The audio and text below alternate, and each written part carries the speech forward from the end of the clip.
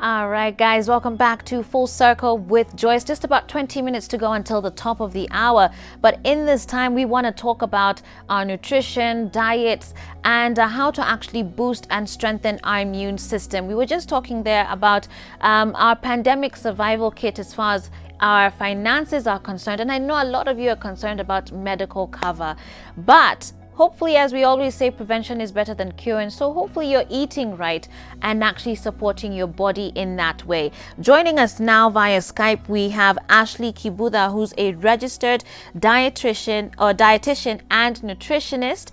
And she's going to be walking us through how to actually do this here on the show today. Good morning, Ashley. Good morning. Thank you for having me, Joyce. Most welcome. How are you doing? It looks beautiful where you are. Fabulous in Usha. Oh, it's a beautiful day. You're in Ushago. I am And that's in Makueni. Makueni, Kamba. Awesome. Cumberland. Fantastic. Well, welcome to the show, Ashley, as we consider then how to actually strengthen our immune systems. And, in the previous segment, we were discussing how for a lot of people, medical cover is, as much as it's something that we all want, it's also an expensive thing to have right now, especially when you don't know where income is coming from next. And so, as we're trying to sort of salvage whatever money we have, we're trying to see, is there a way to sort of supplement the amount of money that we put into medical care by preventing a lot of the diseases and the ailments that we would face by addressing them through diet? What do you think about that?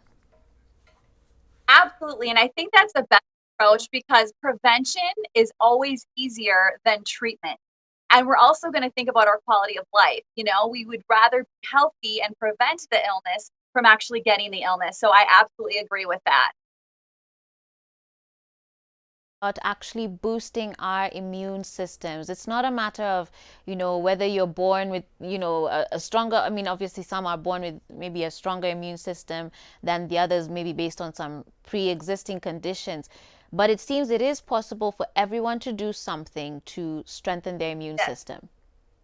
Yes. And so I love the term that you strengthen and support our immune system because right now we hear a lot about boosting our immune system. And actually, it's not humanly possible to boost our immune system. In fact, we wouldn't want that to happen because when we have a boosted immune system, it actually means that we're in an active state of immunity. And when we get there, our immune system actually attacks our body. So that's where we get those autoimmune diseases like lupus, arthritis, things like that, allergies. So it's really about supporting our immune system and talking about the foods that truly do support that immune system so it can function optimally always and especially now during COVID.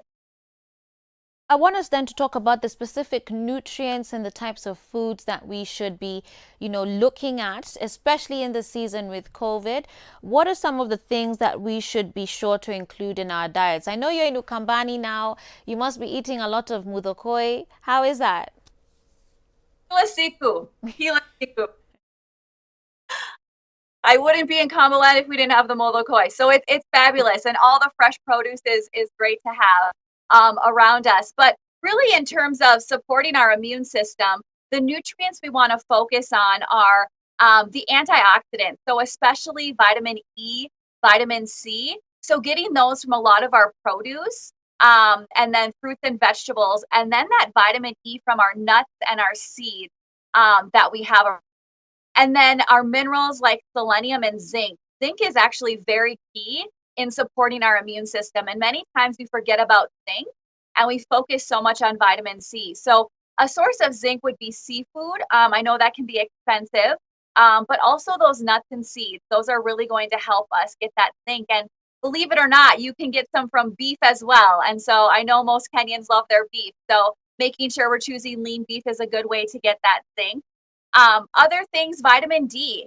So making sure we're getting enough sunlight or that we're getting some yogurt or dairy that are fortified with vitamin D. And then, those omega 3s, those heart healthy fats are really helpful for our immune system. So canola oil and ground flaxseed, those would be some of the better and cheaper forms to get that omega 3. And then don't And forget bought, that protein. yeah, I actually went and bought canola oil Woohoo! Good job, Joyce. Thank you. Uh-huh. Go ahead. Good. Very good. The other thing is that protein is truly the building blocks of our immune system. So ensuring that we're getting enough protein, whether it's plant-based from our beans and our seeds, or whether it's from fish or beef, dairy products as well, making sure we're getting enough protein so that we're building enough of those immune cells, so that we can truly support our immune system the best way possible. Something else to note is that 80% of our immune system is within our gut. So we want to make sure that we're really taking care of our gut and our digestive system through getting enough probiotics, so that those healthy gut bacteria. So Enushago, Maziwalala, doing it the traditional way. Any of those fermented foods, yogurts are good. If you're gonna be a little bit creative or maybe step outside the box, some sauerkraut or some tempeh, some fermented soy products. But really, just getting some of those fermented foods would really help with our gut, to help support that immune system as well. Okay. Okay. And so with the probiotics, then a lot of people automatically think of dairy, but then at the same time, there's people who really struggle with dairy. And there's a lot of debate too about whether we should or should not consume dairy products. What's your take? Yes, so that's a great question. So many people say, when you're sick or to avoid getting sick, we should really take away that dairy, especially when people have like nasal things. You're getting clogged up, and dairy is creating more mucus for you, then probably limit that. But it's really on a personal level. There's no conclusive research to say, everybody should avoid dairy or limit dairy, or, dairy suppresses our immune system. That's really not the truth. And, when we think about probiotics and supporting our immune system, and if we do get sick, Greek yogurt, for example, is a very nutrient dense food that we can easily eat when we're sick. So really, it's an individual case by case.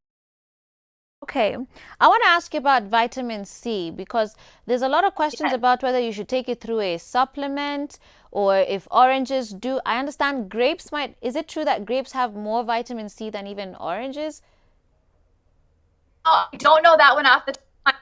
All I know is that vitamin C is in so many fruits and vegetables, and nearly all of them. But what I like to say is many people attribute it to fruit, but actually potatoes have more vitamin C than your average fruit. So crazy, shocker there.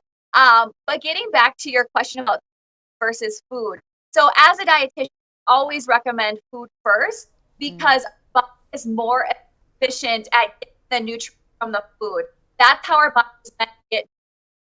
And supplements are more of this secondary recommendation if we're not able to get the nutrients from our food, whether it's related to allergies or something else. But we always say food first. So those good sources of vitamin C are going to just be that variety of fruits and vegetables, especially your citrus vegetable or your citrus fruits like oranges, as you mentioned, pineapple, strawberries. Just having this whole variety is going to be so important. Actually, here in Kenya, we have our own medicine. We call it dawa, not the alcoholic Oh, one, yeah. but there you are. The drink though, and we almost call this the cure to everything. So in front of me, I have some really nice looking lemons. I have a huge Yeah. thingy of garlic and some ginger as well. And of course, many of us in Kenya really enjoy this drink made out of these items right here. So maybe I should Yes. turn the plate so that people can see it at home nicely. But anyway, garlic, ginger, and lemon. Is this, like a super drink, would you say? Do you recommend this? We kind of call it the cure for everything. What would you say? So I would say it definitely has a very healthy component. The lemon is going to have that vitamin that we talked about as being important. The garlic is going to be anti-inflammatory, which we always want to reduce inflammation in our body, because when we're in a state of inflammation, we're at a higher risk of sick. And then the antioxidants that also come. So antioxidants reverse cell damage and prevent us from getting sick as well. And then so the garlic and the ginger will provide that. So really, it is a great drink that is truly full of antioxidants.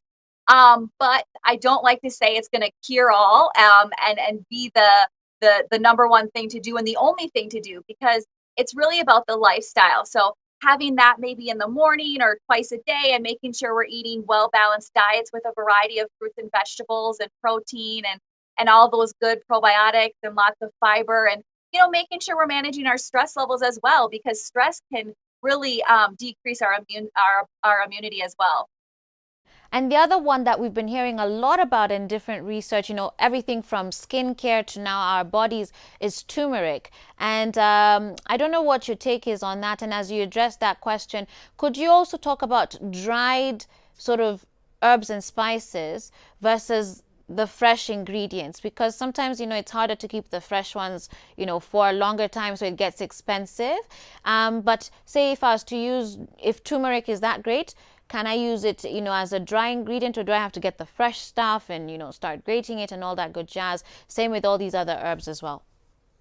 Yeah, so good question about turmeric. So turmeric also has anti-inflammatory properties, as well as those antioxidants. Keep hearing me talk about antioxidants because they are so important in supporting our immune system. Again, they reverse that cell damage and keep our cells healthy.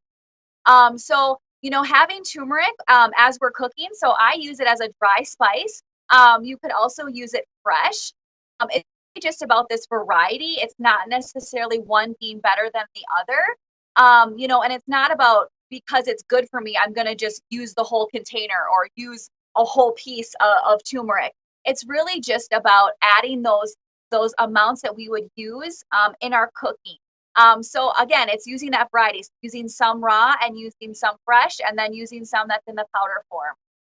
But a lot of times we get caught up and we say, okay, I was told this is healthy, that this supports my immune system. So now I'm just going to dump the whole container, or I'm going to take it a step further and go get turmeric supplement. So remember, food first. And remember, more is not always better, because believe it or not, with turmeric, even though it's natural, if we get too much of it, it can actually have a blood thinning effect. So that's not necessarily a good thing either. So everything in moderation and proper portion is what I say. That up that even as much as an ingredient can be healthy, too much of anything is still bad. Yes. And I think we definitely fall victim to that quite a lot, just in our day-to-day lives. So very important points that you've raised there as well. There's also this notion about spicy food and very peppery, like hot Yes. food. I don't know, maybe being good for you. I don't know if is that a chili? Yes, right from the shamba, picked this morning. Talk to us about spicy food. Is that does it have any benefits, or is it really just a preference thing? And especially for those Yeah. sometimes like me who struggle with hyperacidity, even though I like spicy food, Yeah. what can we do to sort of balance that out if there are actually benefits to gain from it? Yeah. So the spicy food, so with that, so if we're sick, it can work to open up that nasal passage. So that can be helpful. But in terms of prevention and supporting that immune system, these chilies and spicy food are very high in vitamin C. And remember, that's that important nutrient and that antioxidant that we really want to make sure we're getting enough of. But I do have to say, if you have ulcers or something else, it's not recommended that you're having all this spice, because that can actually cause more damage than good. But if you're able to tolerate it, it's an excellent source of vitamin C. As we get ready to wrap up here, maybe you can give us your just final comments, overall comments then, as far as not boosting, but supporting and strengthening our immune system. Very key. Yes. So the biggest thing is this whole approach, making sure we're eating a balanced, it's all the food groups, lots of produce, the fat, and making that we're also getting exercise, managing our stress.